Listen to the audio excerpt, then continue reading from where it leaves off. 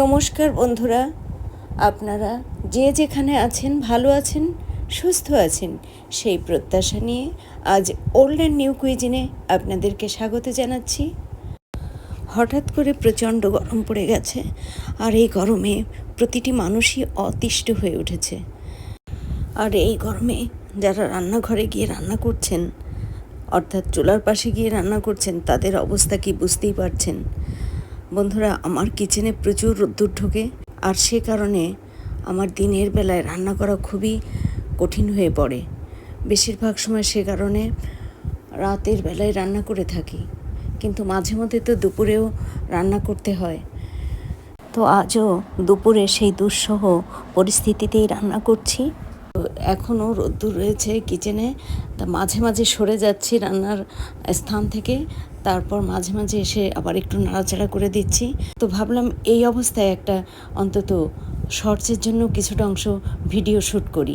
তো সেইভাবে এই তাড়াহুড়ার রান্নাটি আমি শ্যুট করে নিয়েছি।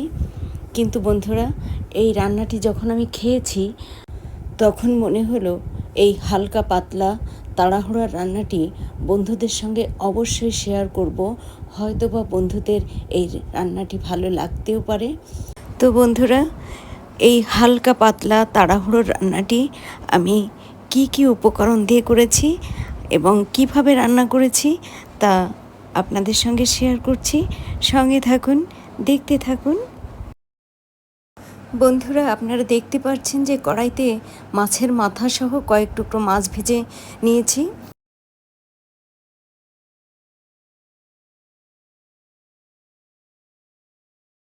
তো বন্ধুরা, মাছটা বেশ তাজা ছিল। এগুলো সিলভার কাপ মাছের টুকরো এবং বাজার থেকে কেটেই আনা হয়েছিল।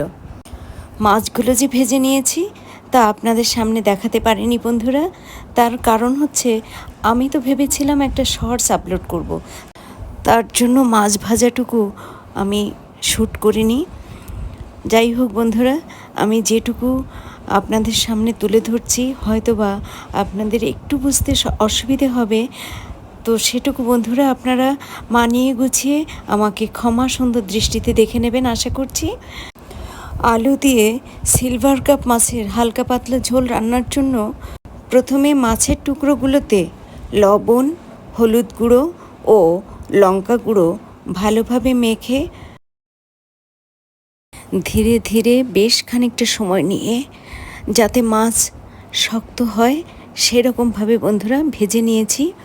কারণ সিলভার কাপ মাছ বেশ নরম, তো এই মাছ যদি একটু ভালোভাবে ভেজে রান্না করা হয় তাহলে স্বাদ অনেক গুণ বেড়ে যায় এবং খেতেও ভালো লাগে। ভাজা মাছের টুকরোগুলো বন্ধুরা কড়াই থেকে তুলে নিয়ে পরিমাণ মতো সর্ষের তেল দিয়ে দিয়েছি। তেল গরম হয়ে গেছে। এখন এই তেলের মধ্যে কেটে ও ধুয়ে রাখা আলু দিয়ে এর মধ্যে সামান্য লবণ ও হলুদ গুঁড়ো দেব আর ভালোভাবে নেড়েচেড়ে ভেজে নেব।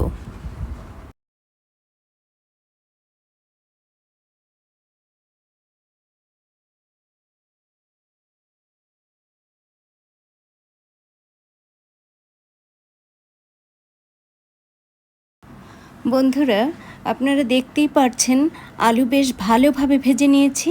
আর এখন আলু দুপাশে সরিয়ে দিয়ে কড়াইয়ের মাঝখানে একটু জায়গা বের করে নিচ্ছি। আর এখানে ফোড়ন দিচ্ছি গোটা জিরে ও দুটো শুকনো লঙ্কা। জিরে ও শুকনো লঙ্কা ভালোভাবে নেড়েচেড়ে একটু হালকাভাবে ভেজে নিচ্ছি। এবার এর মধ্যে দিয়ে দিচ্ছি সামান্য আদা রসুনের পেস্ট। দেখুন বন্ধুরা, নামমাত্র আদা রসুনের পেস্ট দিয়ে আলুর সঙ্গে ভালোভাবে নেড়েচেড়ে মিনিট খানেক সময় ধরে ভেজে নেব।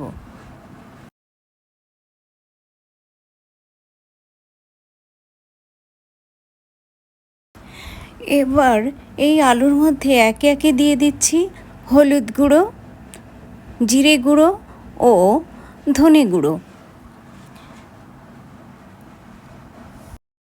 আলুর সঙ্গে গুঁড়ো মশলাগুলো ভালোভাবে কষিয়ে নেওয়ার জন্য এর মধ্যে দিয়ে দিচ্ছি সামান্য গরম জল এবং গরম জল দিয়ে ভালোভাবে নেড়েচেড়ে মিশিয়ে দিচ্ছি।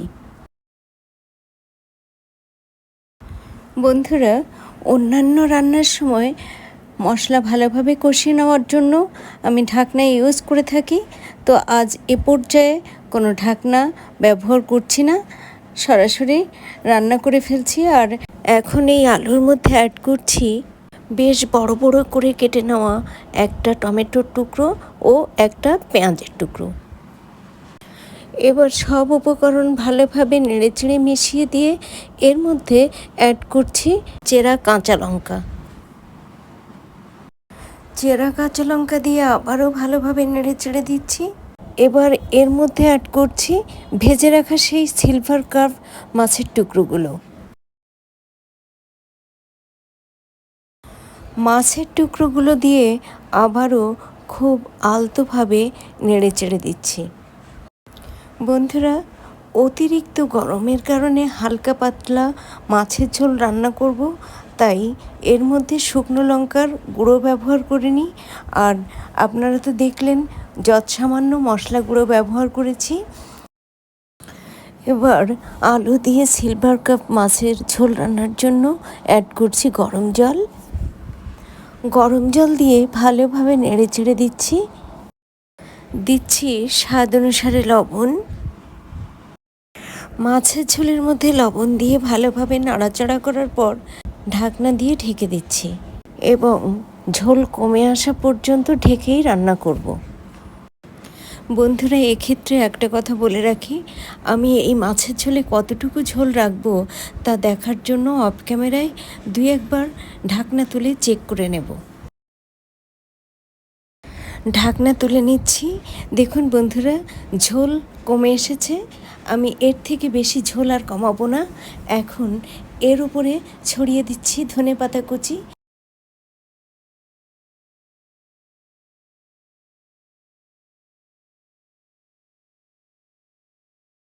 বন্ধুরা, এই পর্যায়ে চুলা বন্ধ করে দিয়ে ধনেপাতা কুচি খুন্তির সাহায্যে ঝোলের মধ্যে আলতোভাবে চেপে চেপে ডুবিয়ে দিচ্ছি।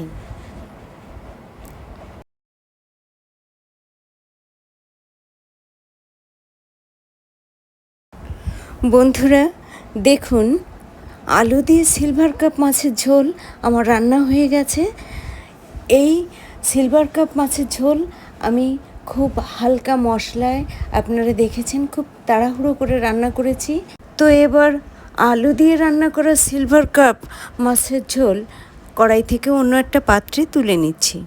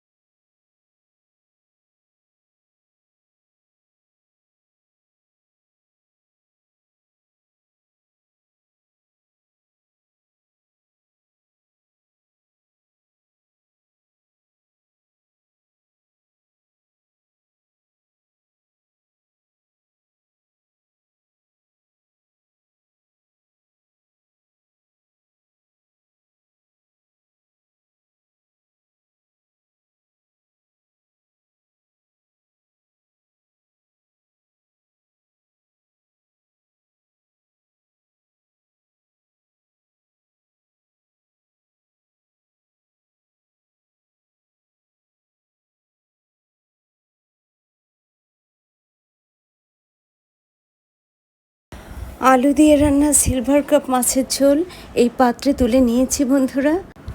বন্ধুরা, আলু দিয়ে সিলভার কাপ মাছের ঝোল রান্না কেমন হয়েছে?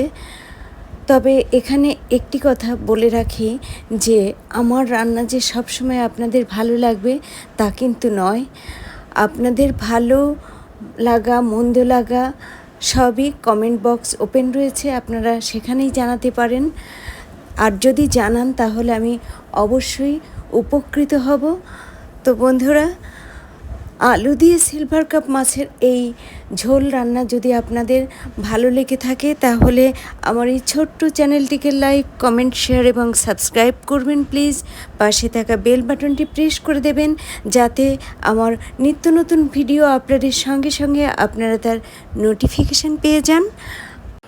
আর এতক্ষণ ধরে আমার যে সকল বন্ধু ধৈর্য সহকারে আমার পাশে থেকে আলু দিয়ে সিলভার কাপ মাছের ঝোল রান্নাটি দেখলেন এবং ভবিষ্যতে আমার যে সকল বন্ধু আমার এই রান্নাটি দেখবেন তাদের প্রত্যেককে অসংখ্য অসংখ্য ধন্যবাদ। ভালো থাকুন, সুস্থ থাকুন, আবারও দেখা হবে পরবর্তীতে।